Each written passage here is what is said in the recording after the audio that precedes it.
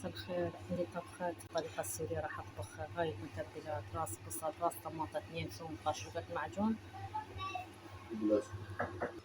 عندي البهارات: فلفل أحمر، فلفل مطحون، فلفل أسود، كمون، كزبرة، ملح. ربع كوب حامض شوية، وزيت الزيتون. حتبل الدجاج بالخلطة اللي طحنتها بالطاحونة وأخلطه كله. أدهن الجدر بالبداية.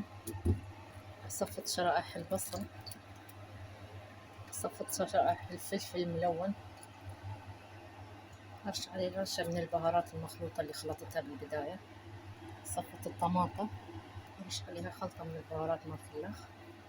صفت البطيطة، أرش عليها البهارات البقت.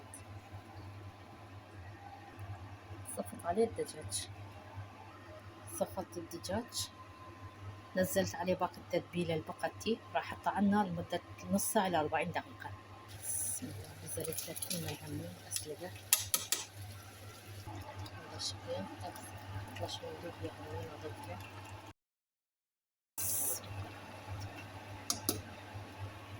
شكلي حضرت وصفات الروزينة. حبايبي هذا الشكل النهائي، راح أصبه هسه.